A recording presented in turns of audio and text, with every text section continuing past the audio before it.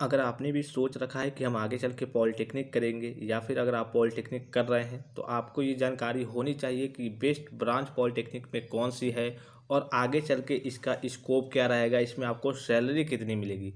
काफ़ी सारे छात्र इसी कन्फ्यूजन में रहते हैं कि हमें ब्रांच कौन सा सिलेक्ट करना चाहिए या फिर जो हमने ब्रांच सिलेक्ट किया है वो सही है या फिर नहीं, उसमें गवर्नमेंट जॉब्स हैं या फिर नहीं, या फिर प्राइवेट जॉब्स वगैरह उसमें मिलते हैं या फिर नहीं, उसमें सैलरी कितनी तक मिल जाती है। तो यहाँ पे जैसा कि आपको दिख रहा होगा लगभग लगभग 77 ब्रांचेज यहाँ पे आपको टोटल दिख रहे होंगे। तो इसमें से कौन सा ब्रांच आपको लेना चाहिए, कौन सा ब्रांच आपके लिए बेटर है, वर्तमान में इसका स्कोप क्या है। जैसा कि मैं आपको एक एग्जाम्पल के थ्रू बता दूँ, एक आपका ब्रांच है PMT यानी कि प्लास्टिक मोल्ड टेक्नोलॉजी। अब देखिए क्या क्या होता है, कभी कभी गवर्नमेंट क्या करती है, जो प्लास्टिक है आपका उस पे बैन लगा देती है। अब जब प्लास्टिक पे बैन लगा देती है तो अगर आपने PMT से डिप्लोमा किया है, पॉलिटेक्निक किया है, तो जाहिर सी बात है जब प्लास्टिक पे बैन लगे, हालांकि ऐसा संभव नहीं है कि चलिए हमेशा के लिए प्लास्टिक पे बैन लग जाए, लेकिन फिर भी मान लीजिए कि गवर्नमेंट बैन करती रहती है प्लास्टिक पे। अगर बैन कर देती है तो आपने अगर PMT यानी कि प्लास्टिक मोल्ड टेक्नोलॉजी से आपने डिप्लोमा किया है तो एक तरीके से कह सकते हैं कि आपका कैरियर ख़त्म है, आपका उसमें कोई लाभ नहीं मिलेगा। वो आपका डिप्लोमा आपका एक तरीके से कह सकते हैं कि वेस्ट हो जाएगा। ठीक है, तो कौन सा ब्रांच आपको चूज करना चाहिए और कौन से ब्रांच हैं जो बेटर रहते हैं कि वो मिल जाए तो आपके लिए अच्छा रहता है। उसमें गवर्नमेंट जॉब्स भी होते हैं, प्राइवेट जॉब्स भी होते हैं। तो जैसा कि यहाँ पे आपको दिख रहा होगा काफ़ी सारे ब्रांचेज आपको यहाँ पे दिख रहे होंगे और एक तरीके से कह सकते हैं यहाँ पे आपको दिख रहा होगा। सबसे पहले मैं बता दूँ, यहाँ पे बहुत सारे ब्रांचेज आपको अन्य तरीके कई तरीके के बहुत सारे ब्रांचेज दिखेंगे। इंडस्ट्रियल सेफ्टी डिजाइनिंग के लिए, उसके बाद से बहुत सारे वेब डिजाइनिंग के लिए अनेकों ब्रांचेज यहाँ पे दिखेंगे।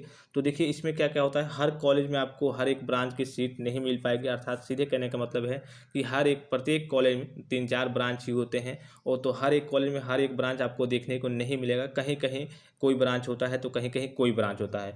अब सबसे पहले बेस्ट ब्रांच के बारे में बात कर लेते हैं। जो सबसे टॉप लेवल पे एक तरीके से कह सकते हैं ब्रांच जो आते हैं वो आता है मैकेनिकल और सिविल और इलेक्ट्रिकल। उसके बावजूद आपका काफ़ी सारे छात्र आप सुने होंगे कंप्यूटर साइंस के बारे में यानी कि CS के बारे में, उसके बावजूद टेक्सटाइल के बारे में, ऐसे कई सारे ब्रांचेज होते हैं। तो सबसे पहले बात कर लेते हैं मैकेनिकल इंजीनियरिंग के बारे में, सिविल इंजीनियरिंग के बारे में और इलेक्ट्रिकल इंजीनियरिंग के बारे में।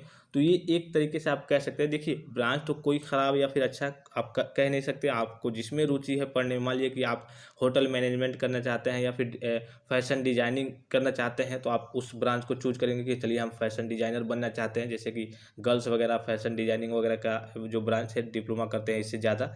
तो जो भी आप जिसके लिए इच्छुक होंगे, लेकिन जो मैं बता रहा हूँ जो बेस्ट एक तरीके से कह लीजिए मैकेनिकल सिविल इलेक्ट्रिकल।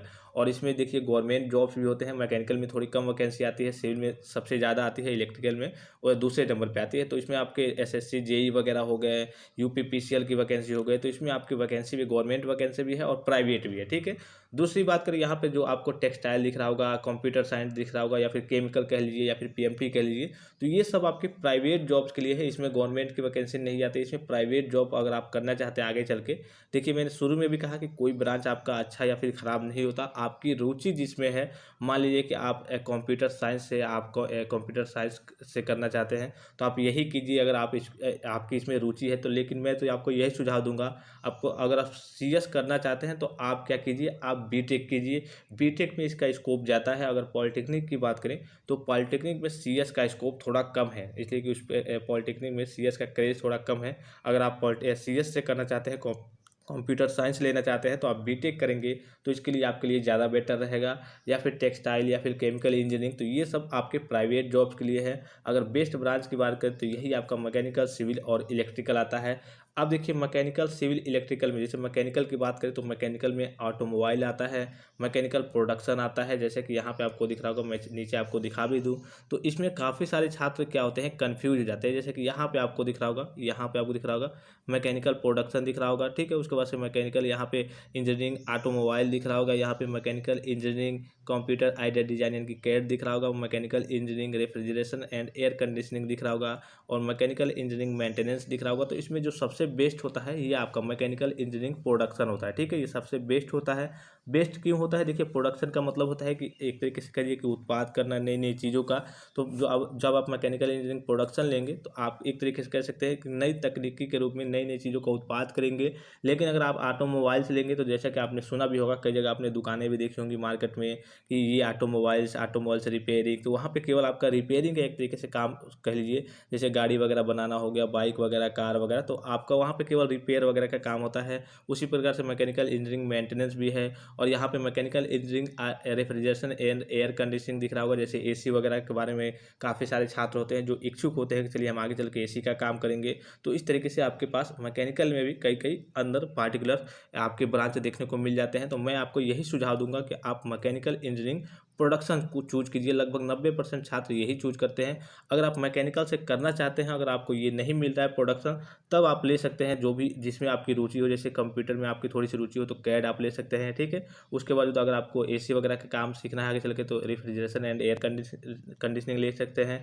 या फिर अगर आपको इस तरीके से कह सकते हैं कि आपको गाड़ी के पार्ट्स वगैरह बनाने हैं, रिपेयर वगैरह करना है, आगे चल के दुकान वगैरह आप खोल सकते हैं अपने तरीके से, या फिर प्राइवेट जॉब भी कर सकते हैं, तो आप मैकेनिकल इंजीनियरिंग ऑटोमोबाइल से ले सकते हैं। इसी प्रकार से सिविल इंजीनियरिंग भी है, सिविल इंजीनियरिंग इंडस्ट्रियल कंट्रोल भी है, इसी प्रकार से इलेक्ट्रिकल भी है।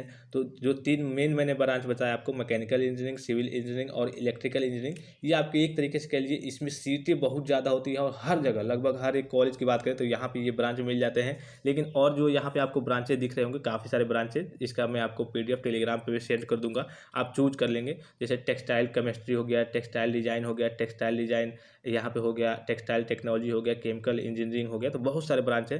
तो ये ब्रांच आपको कहीं कहीं किसी किसी कॉलेज में इसकी सीट वगैरह होगी, हर एक कॉलेज में इसकी सीट नहीं मिलती है, इसलिए कि इन सब का स्कोप एक तरीके से कह सकते हैं थोड़ा सा कम माना जाता है। लेकिन आपके रुचि के ऊपर डिपेंड करता है कि आप किस तरीके से आप कौन सी चीज़ पढ़ना चाहते हैं। अगर सैलरी की बात करें तो आपको प्राइवेट में लगभग अगर आप चूज करते हैं तो प्राइवेट में आपको शुरुआत में 12 से लेकर के 15,000 के बीच में आपको सैलरी देखने को मिल जाएगी। और वहीं अगर आप गवर्नमेंट जॉब की तैयारी करते हैं, जैसे SSC जेई वगैरह हो गया, तो ये केवल मैकेनिकल, सिविल और इलेक्ट्रिकल के लिए ही गवर्नमेंट वैकेंसी आती है। तो इसमें आपकी अच्छी खासी सैलरी रहती है, 25,000 प्लस रहती है और सैलरी आपकी बढ़ती भी रहती है।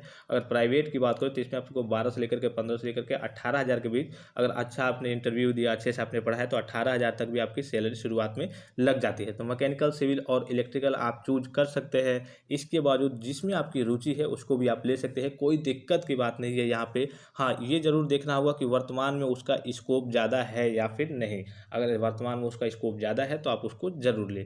आई होप कि वीडियो आपको इन्फॉर्मेटिव लगा होगा। और भी कोई डाउट्स हो पॉलिटेक्निक से रिलेटेड, आपको कोई सूचना चाहिए, तो आप कमेंट बॉक्स में कमेंट करके पूछ सकते हैं। तो फिलहाल इस वीडियो में इतना ही, इजाज़त दीजिए। धन्यवाद, थैंक्स फॉर वॉचिंग। मिलते हैं नेक्स्ट वीडियो में।